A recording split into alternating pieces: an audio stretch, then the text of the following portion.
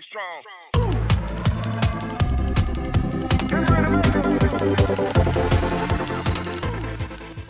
The scene changes, and the next thing we see is the palace, where the patriarch is being informed that Leon has defeated Martha. The red-haired elf is the one breaking the news to him, and he points out how our boy completely defeated Martha, even though she's been training her aura for more than 4 years. Overall, the instructor summarizes the event as an unbelievable feat, and it turns out that the man sitting on his throne feels the same way. He admits that the flames he saw that day were beautiful, and the force of the powerful move was incomparable to its size. Not to mention, he's almost completely certain that everyone in the family is already aware of the situation. With this in mind, he tells the instructor to guide the hero so that he doesn't get full of himself, and of course, the elf is more than pleased to perform his duty. But even though the patriarch is very impressed with his son's feat, he's also very concerned about Martha, who had to suffer a crushing defeat, so he asks how she's holding up. Her instructor admits that the girl was a bit shocked at first, but also confirms that her injuries are completely treatable. While they're still discussing, we see that the girl in question is still brooding in her room after her loss. Her injuries might be minor, but it looks like the emotional damage isn't something they can ignore. Outside, we see our blonde hero trying out something with a beautiful flower in the garden. But while he's at it, his blue companion yells at him not to hurt the flower, and even threatens to freeze him to death if he doesn't do better.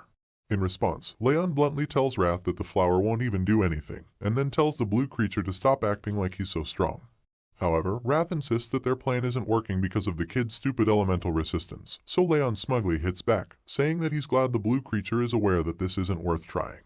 The scene suddenly shifts to the night after Martha's defeat, and we see that our boy receives the miracle medicine he won from the bet. It turns out that the substance greatly increased his stats. His 4th ring of fire was formed as well, which greatly increases his strength, stamina, and agility.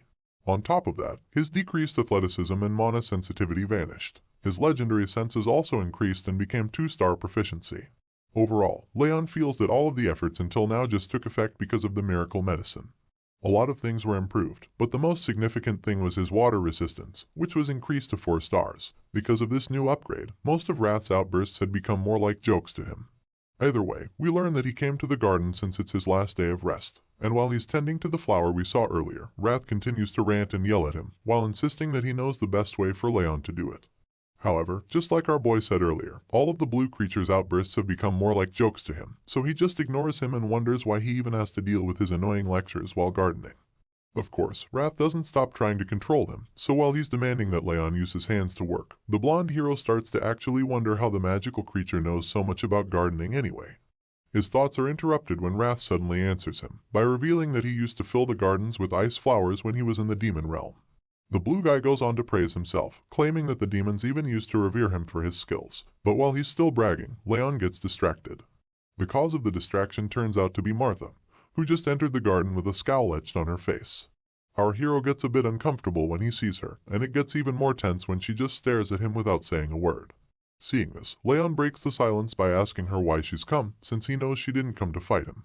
However, she stays mute, and it makes him wonder if she's not as mature as he thought. He thinks to himself about how childish she's being, but he tries to shake off the thought so he doesn't upset her even more. That's about the same time she finally reveals that the reason she's come is to challenge him to another fight, and in response, our boy simply admits that it's a pity she still hasn't accepted her loss.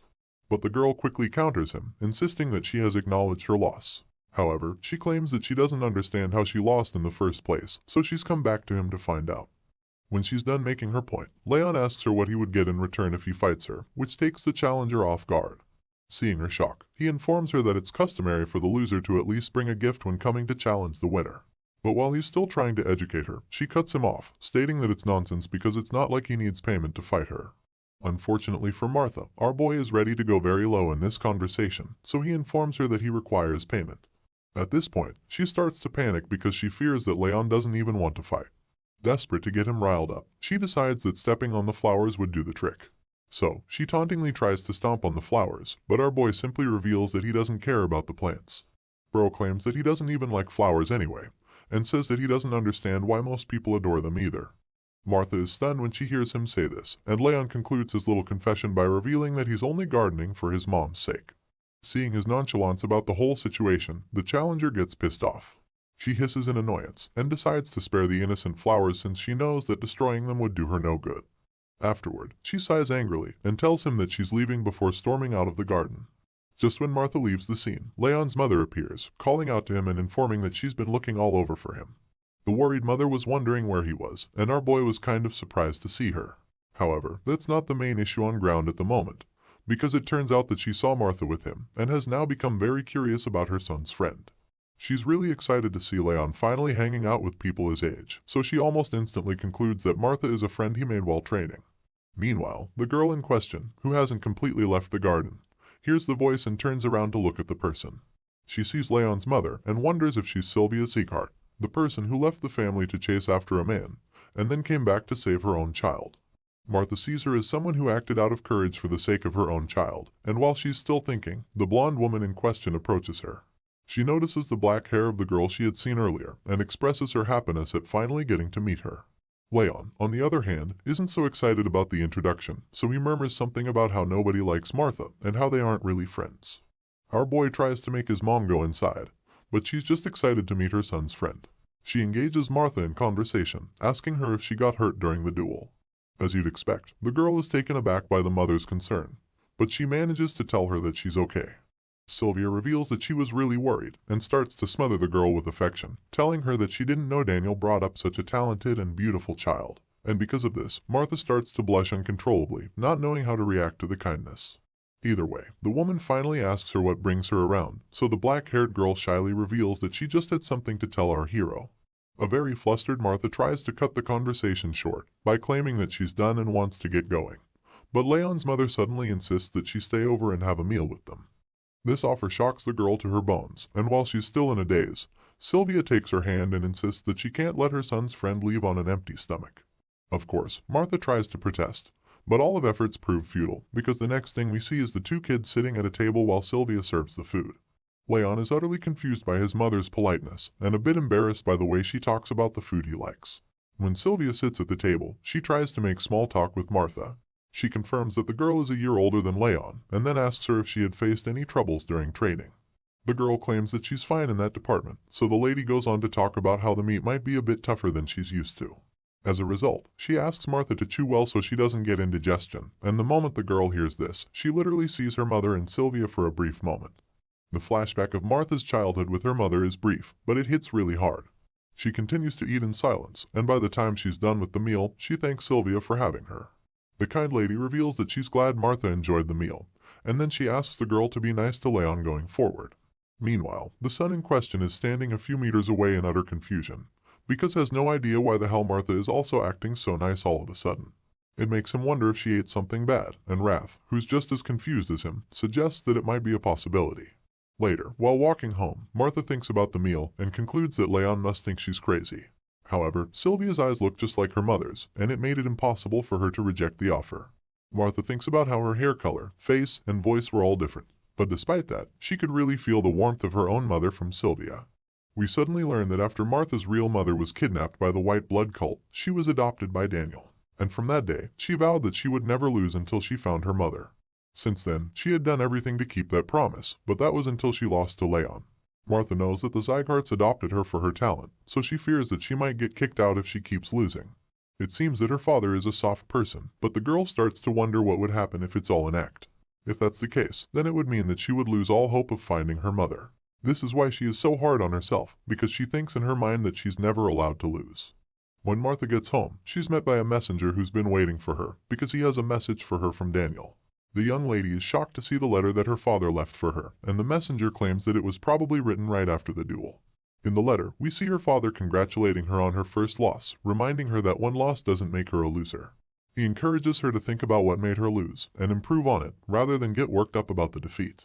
In the end, he wishes that he could be there to comfort her, and apologizes for how long his mission is taking him. But he also assures her that he loves her, and that he's still looking for her mother with the best of his abilities. The note closes with him telling her to hold on, because he hasn't given up on her.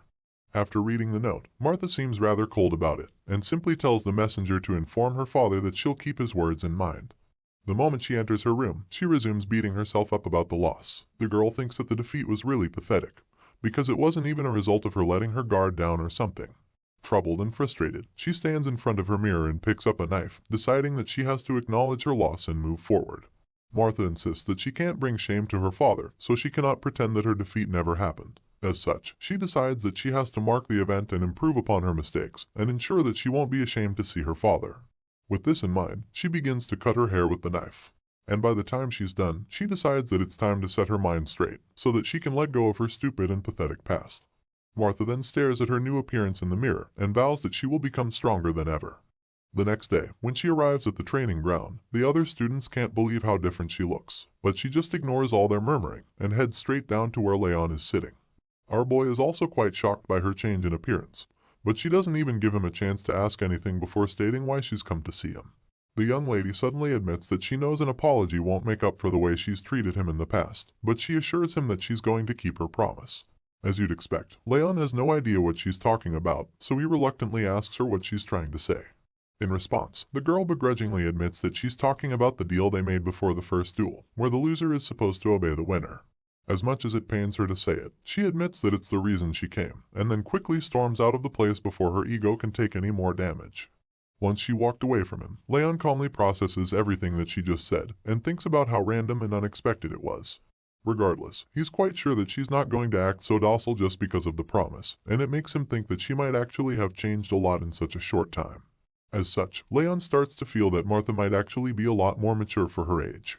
However, this conclusion gets proven wrong immediately when he sees the girl in question kicking one of the other students for getting in her way all the time. As he witnesses her kick the shit out of the green-haired weakling, he realizes that she probably only changed towards him. After that scene, the next thing we see is that the new year has arrived. Right from the start, there have been many small changes, and it's mainly because of Martha's promise. Everyone initially felt that her ego wouldn't let her keep the promise, but she proved them all wrong by actually obeying our hero. Some other changes include the fact that Byrne finally learned to be more patient with other trainees, and that Lunan was still a bit dazed out, but her sword had gotten a lot more precise. All of these changes are really good for the students, but the most important one is the fact that Leon now trains every day, so he can be ready to give his all. As you can imagine, this constant training only makes him more powerful than he already was. Some of the other students stare at him in astonishment when they see that he has already completely mastered a technique that he was taught the previous day. They start to wonder if he already knew the technique, but quickly remember that it's kind of impossible. The most baffling thing about Leon's sudden mastery is that he was just standing still with his eyes closed when the technique was being taught. As they watch him do his thing, the other students start to believe that our hero's posture might even be better than the instructor's. The elf overhears them talking about this, and after seeing Leon's technique for himself, he knows that he can't really argue about it. The scene shifts, and we see him talking to the patriarch again on top of a cliff, claiming that his son is a real monster who defies all logic. At this point, the patriarch gets a little upset that the instructor keeps talking about Leon, but the red-haired elf laughs it off, replying that he shouldn't pretend like he's not also curious about the kid. Either way, his focus turns to the compound below when he notices that the employees around the main building seem a lot busier of late, so he asks if the patriarch is preparing anything special. That's when he finds out that there are people visiting soon, and when he asks who they are, he learns that envoys from the Orwen Patriarchdom are set to arrive in a few days. The Orwen happens to be one of the 6 Emperor's 5 demons, and they are also one of the few forces that are close to the Zygardes. These guys are basically a patriarchdom of knights, who prioritize the importance of swords and martial arts over everything else. Hearing this, the instructor asks who the envoy representative is going to be, and the patriarch claims that they said it would be the 3rd prince. However, he has a strong feeling it would actually be Duke Tartan. A frown appears on his face to show that he doesn't like this Tartan dude very much, and even the elf admits that he's shocked to hear that the psycho really became a duke. He also comments that the 3rd prince must be the same age as Leon or Byrne, but the patriarch just plainly states that he doesn't know. He tells the instructor to ensure that the trainees are behaving, and the latter is shocked that their training halls will also be visited. That's when he's informed that the 3rd prince is coming with the patriarchdom's trainee knights, and as such, they'll want to watch the swordsmen in training.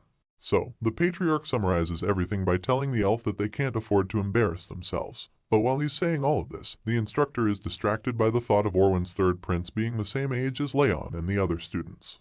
The patriarch sees the elf getting amused, and accuses him of scheming again, which the instructor doesn't even deny. Later, he rejoins his students and informs them of the new development, so they're equally shocked to hear that Orwen Knights will be coming at their training grounds. The instructor reminds them that the envoy is already on the way, and then informs them that the 3rd prince would like to spar with them.